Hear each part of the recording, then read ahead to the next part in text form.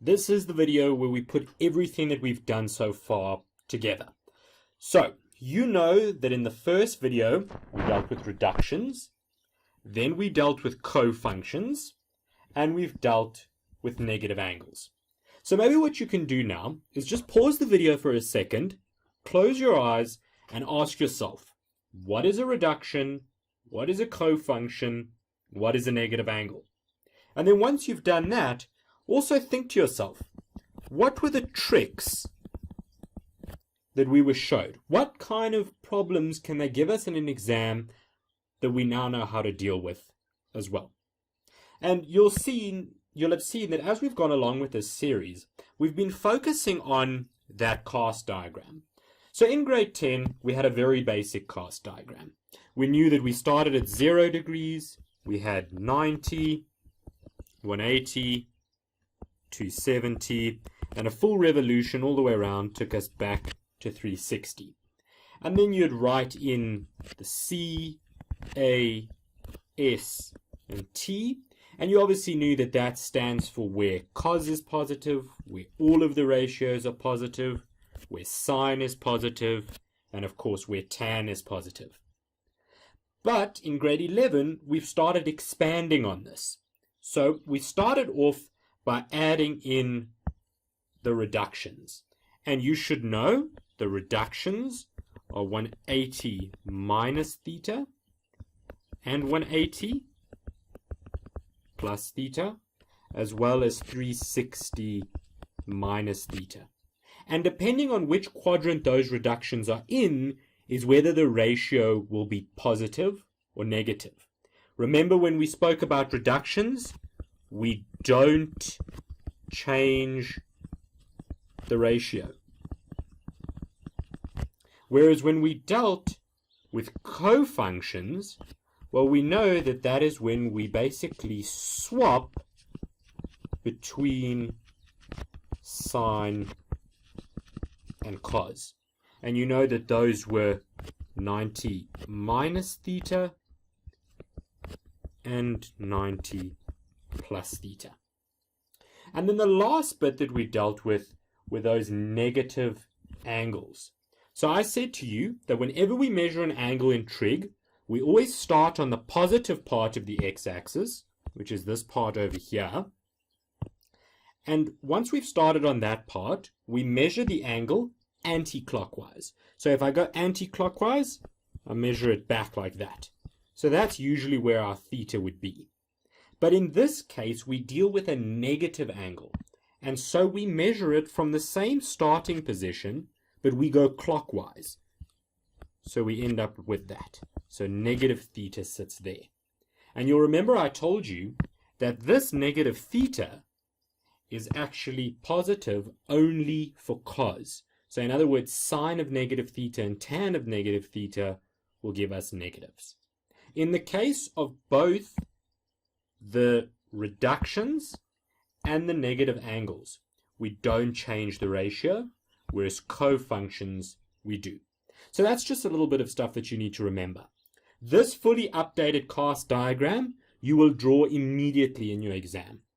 So you get in on a blank piece of paper at the back of your exam pad or whatever it may be, go and sketch out this cast diagram so that you can keep referring back to it. I also like to say that we knew there was a bit of an exception for those co-functions. And that exception was that cos of 90 plus theta was negative sine of theta. So go and write that out so that you don't make a mistake. When I was at school, I also used to forget the fact that cos of negative theta was positive cos of theta because it's in this quadrant over here. So write it out for yourself. Also make sure that you write out 30, 45, and 60. You know that these over here are our special angles. And when we get to some examples in a minute where we're doing numerical reductions, which can get quite tricky, what we're actually going to do is work with combinations of all our reductions and our special angles. And you'll see exactly what I mean by that in a couple of minutes' time. So, make sure you've got that cast diagram down, and now we can have a look at the first example. So here's the first example that we're going to look at. What I would suggest to you, as I always suggest to my students, is look at the numerator and then look at the denominator. And in the numerator, ask yourself, how many terms do I have? So if you look carefully at the numerator there, you'll see that I've got one term over here, and then I've got a second term over there. And I know that because they split by a positive. And we know that terms are split by positives or negatives. And you'll remember what I stated earlier on in the previous video is that whenever you have more than one term, you cannot cancel. So immediately you know that in this question here, you cannot cancel yet. So we have to do some algebra so that we can get to a point where we go from having two terms here in the numerator to only having one term. That's our goal. And to get to that point, we first have to do our reductions. So let's look at this question piece by piece and ask ourselves, what are our co-ratios first? And you can see immediately, there we have a co-ratio. Then ask yourself, where are my reductions? Well, there's a reduction there, and there's a reduction there. What about our negative angles? There's our negative angle there. We'll do it in a different color. There is our negative angle there. And lastly, we have this one over here. And you'll remember that from our previous video, that this one over here, that's our trick. And do you remember how to deal with it? I hope you do. So, what I would suggest to you now, pause the video, try this question on your own by breaking it down, dealing with the reductions, then the negative angles and the co-ratios bit by bit, and then simplify it and see what answer you get. Okay, so if you've done that, let's go ahead and do this question now. So I'm going to take away everything I've highlighted just so you can see more clearly what I'm doing. And what you're going to see straight away is that this first piece of the first term, that's just a straightforward reduction. We've got 180 minus theta, and we know 180 minus theta is in this quadrant over here. So if that's the case, we know that sine is going to be positive. So it's sine, drop the reduction, bring the angle down, and so our answer will be sine of x. Then we'll move on and we will look at the sine of negative x. And looking at that over there, it's obviously a negative angle. We know that all negative angles are quadrant 4, so we make a note of that, quad 4. And if they're in quad 4, we know that only cos will be positive. So we can write that out then, drop the negative off over there, and it will become negative sine x. Do you see how when we're dealing with negative angles, we're basically asking, will this negative over here need to be placed in front of the ratio? And we can answer that question by looking at which quadrant it is down here. Then we're going to move over and look at our second term. So that's this term over here. So it's plus. And the first reduction that we are given is cos of 90 plus x. That's a co-function. And you'll remember I wrote it down here because it was the exception to the rule. Do you remember that? So cos of 90 plus theta will become negative sine. The angle is x, so negative sine x. Then it's multiplied by cos of x minus 450. Now, do you remember I said to you that whenever we're in a situation like this, whereby the angle and the reduction are the wrong way, they swapped around, what was the method that you used to solve this? And I hope you remember that what you had to do was add 360. So let's do that and see what we get. So we're going to add the 360, so we will get cos of x minus 450 degrees, and then we add 360. And we'll come back in the next step and see what we get there. Then, in the denominator, we've got sine squared 180 plus x. And you'll remember I told you that any time we have a square, it's positive. So the fact that this 180 plus x sits in tan's quadrant, it actually makes no difference because of that squared. So we can jump a step ahead and immediately write it as sine squared x. And you can go back to the first or second video and see why that's the case. Then we can do a bit of simplification. So looking at the first term over here, you'll see we've got sine times negative sine, which will become negative sine squared x, keep it in a bracket, plus, well, we're going to have to keep that negative sine x there and deal with this first. So let's deal with that and see what happens. You'll see that if we've got minus 450 plus 360, we get negative 90. So let's fill that in. So we get times by cos of x minus 90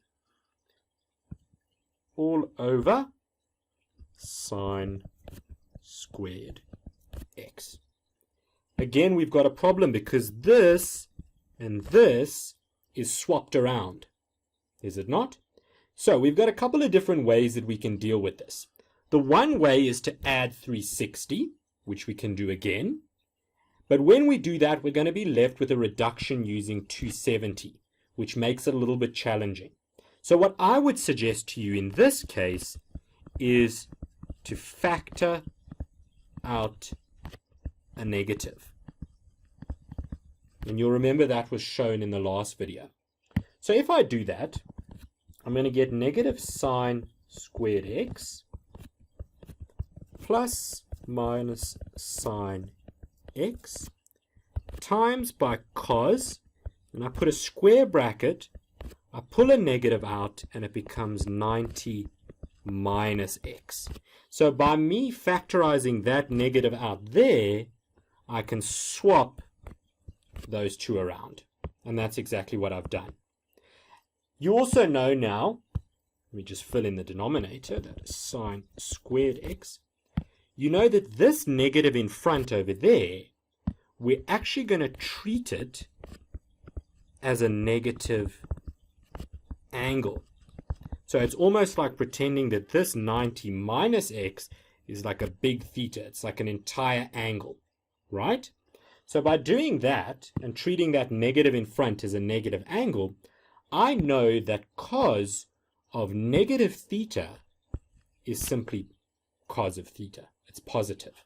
So I can write this out now as negative sine squared x plus negative sine x times cos, I can drop that negative now, of 90 minus x all over sine squared x. You should see already that 90 minus x is a co-ratio or a co-function. So cos will become sine. So it becomes negative sine squared x plus negative sine x times sine x. When we convert that, it becomes sine x all over sine squared x. And now if we go ahead and simplify that, you should see that in the numerator, we've got negative sine squared x, and then we have a plus and a minus, so that would mean we have minus, and then sine times sine, which would become sine squared x over sine squared x, which would give us negative 2 sine squared x over sine squared x when I group the like terms, because minus 1 becomes minus 2. And so the sine squareds will cancel, and our final answer is negative 2. So quite a lot of working out, especially for this ratio over here. And that's why I put this question in, because it is quite challenging, but hopefully you're starting to see exactly how we approach these kinds of questions. Let's have a look at another example now. So this is an example of a numerical reduction. So you can put a little star here, and this is what we call a numerical reduction. Now, numerical reductions can get a little bit tricky in the sense that I'm not giving you the reduction or the co-ratio or the negative angle straight away. Instead, what you have to do is basically use combinations of 180 plus or minus, 360 minus, and 90 plus or minus, using combinations of those with your special angles. So, to give you an example, if we look at the first value there, tan 225 degrees, tan 225 degrees, what you have to do is figure out, how can I write 225 as a combination of this and this? And I hope you can see it straight away that 225 is actually equal to 180 plus 45.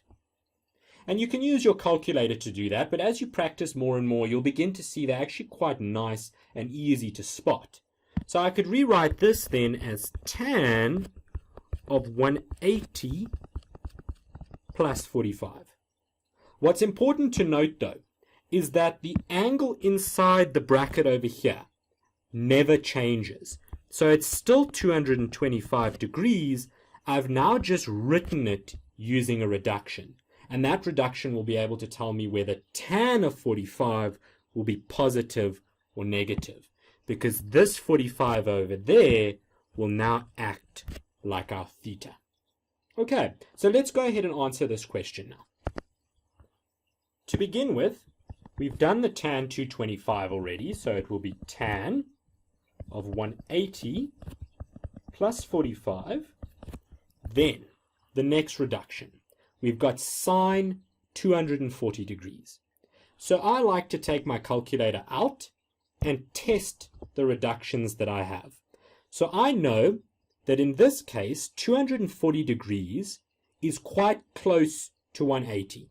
So I'm going to say 180 plus my 60. And you see I get 240. So basically what I would suggest to you is keep your calculator with you so that you can just work through what the reductions are. Eventually you'll see them very quickly, but in the beginning, keep your calculator there. And if you had to go 180 plus 45 first, no, it doesn't work. 180 plus 30, maybe that works. And just test all of them in the beginning to see which one you have to use.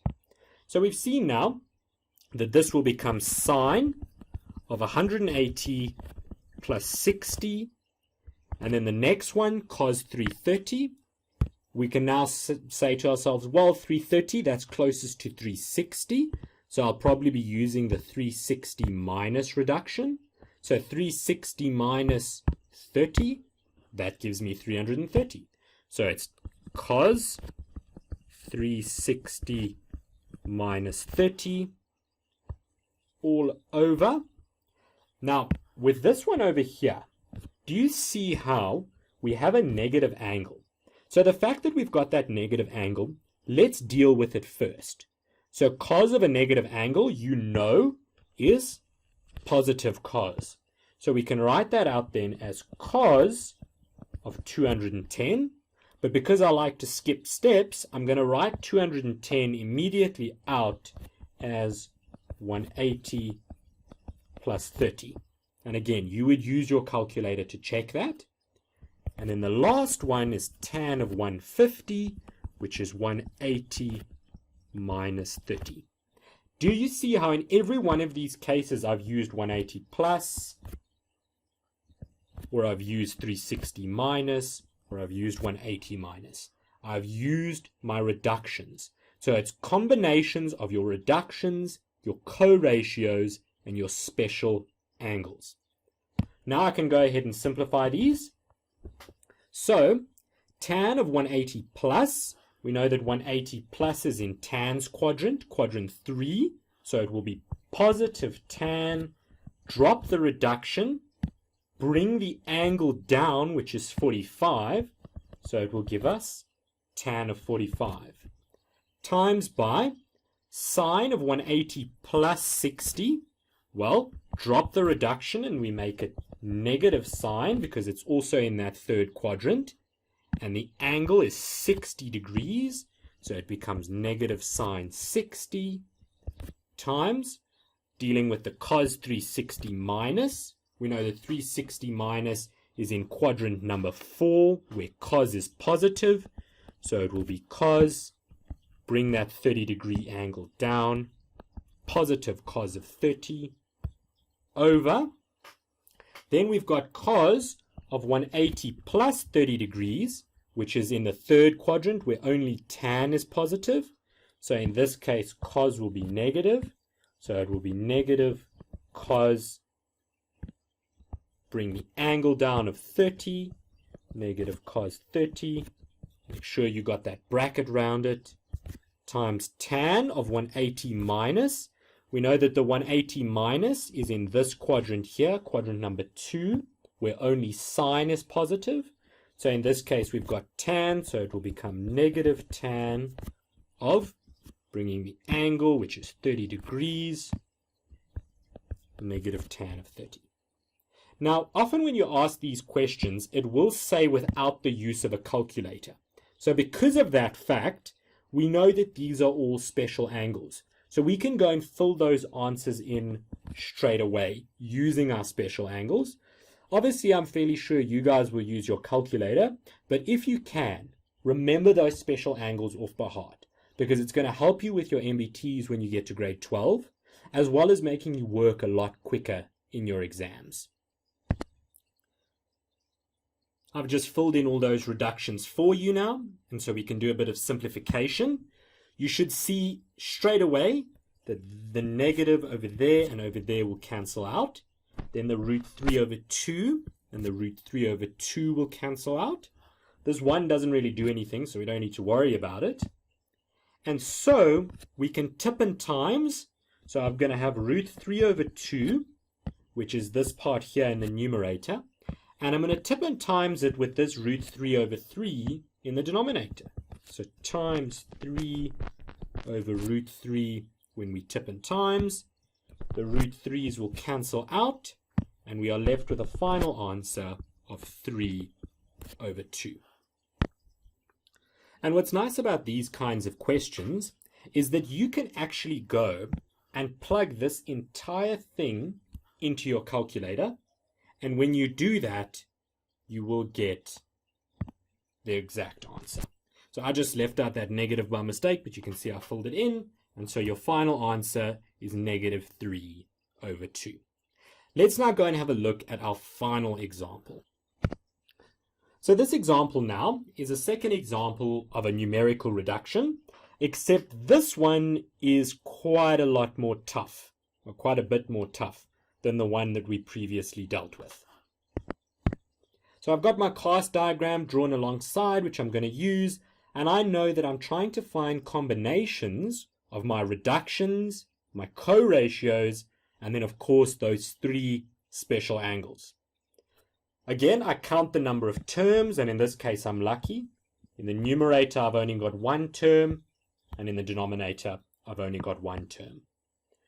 Immediately I've got an angle over here, 705 degrees, and you'll remember that whenever we've got an angle greater than 360, our first option is always to subtract 360 from it. So I go to my calculator, I type in 705 minus 360, and we get 345. So I can start off by writing that that sine of 705 becomes sine of 345. So 345. Next, we're going to look at tan over here, and you'll see that that tan has a negative angle in front. Negative angles always in quadrant 4, where tan and sine would be negative. So it would be negative tan of 315 degrees times, now we're going to look at this cos angle. We've got cos of 300. Do you see how 300, we can write that as cos of 360 minus 60. So there's our reduction, and there's our special angle. We've got that perfect combination. Then we can go and look at our denominator. So in our denominator, we've got sine of 150, which you know is sine of 180 minus 30. Again, guys, I'm doing this quite quickly. So when you're busy practicing, if you did this question first by yourself, sit with your calculator open and check the combination. So check, oh, what's 180 minus 45? 135. Okay, what's 180 minus 30? And see whether you get the answer right or wrong. Then we're going to get cos of negative 75. We know that this angle here is a negative angle. Quad 4, where cos is positive, so it will become cos of 75. All right, now that we've done that, we can go ahead and simplify this a little bit more. I'm going to leave this ratio and this ratio alone for the time being, because I'm sure you see that something isn't right. If you're working ahead, you'll have seen that those don't use special angles. So maybe we can use something else. So it's going to be sine of 345 times negative tan, and this would be 360 minus 45 times cos of 360 minus 60. That 360 minus is in quadrant number 4, where cos is positive. So we'll get out cos of 60 over. Then 180 minus is in quadrant 2, where sine is positive over here. So we know that that will give us sine of 30, that's positive, times by cos of 75. Now we can start and have a look at this sine 345 over there. So guys, in an exam, you get to a point like this and you're a little bit confused. My best recommendation for you, have a look at this angle here, and you'll see that it's definitely obtuse. So because of that fact, what I would suggest is to choose your closest reduction, which in this case, I hope you can see, because we've got 345, the closest reduction would probably be 360, and then just apply that reduction to whatever angle we're given over here. And you'll see that when we do that, we'll get sine of 360, and then what do I need to subtract to get 345? Well, I'd need to subtract 15, like that. Now we can go ahead and look at this over here, and you'll see that we've got 360 minus 45 in the brackets. But this particular part can get quite tricky because of the fact that we've already reduced a negative angle in the front. So we've got this minus outside over here, and when we reduce this piece here now, so that second piece, we know that 360 minus 45 is in the cos quadrant, so quadrant 4. So this 360 would make tan negative. But we've already got a negative in front. So because of that, it's going to be negative, which it already has, and then times another negative for this 360 minus reduction that we do. And we know that a negative times a negative will give us a positive tan of 45. And then we've got our cos 60 over there over sine 30 times cos 75. Now I just want to simplify it into one more step. So we're going to do the reduction over here. That's 360 minus in the fourth quadrant where sine is negative. So it's minus sine 15 times tan of 45 times cos of 60 all over sine 30 times cos 75. So you guys probably notice that there's a special angle, there's a special angle, and there's a special angle. But here and here, we don't have special angles. This is where I'm going to introduce you to a new trick that you can use. And you'll go and take the two angles that you're given, so we're given 75 and we're given 15, and add them together. So 15 plus 75 gives you 90 degrees. And the fact that you get 90 degrees there, well, that tells you that you can in fact use a co-ratio. So any time that you add two angles together where the ratio is sine and cos, and you get 90, then you know that you can actually apply a co-ratio and cancel them out straight away. So almost think of it like this. What you need is firstly to have sine and cos. So you need one sine and one cos. And secondly, the angles must sum to 90 degrees. And just to show you guys what I mean by that is that sine 15 over cos 75, if I type that in on my calculator, sine 15 over cos 75, it becomes 1 because they cancel each other out.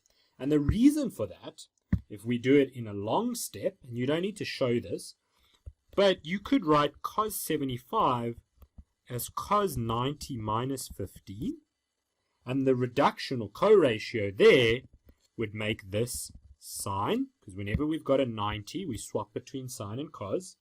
So it's 90, bring the angle down, and so it becomes sine of 15. And because of that fact, you don't have to show that step. If they add to 90, you can cancel them straight away. Now we can go and fill in the rest of our special angles. There, the angles are now all filled in. So there is the negative from the front. There's our tan 45 becoming 1. Our cos 60 becoming a half. And our sine 30 becoming a half. And so the halves will now cancel out. And our final answer is negative 1. So what you need to take away primarily from this example over here is that if you have sine and cos and their angles add up to 90 degrees, you know that you can cancel them straight away, because if you had to go and plug in a co-ratio, it would become sine on the numerator and the denominator. They would cancel out and you'd just be left with 1. So there's some examples on the numerical side of reductions. Always look out for your special angles, but also look out for these weird looking angles, like in this case where we had 15, where there might be an extra trick involved.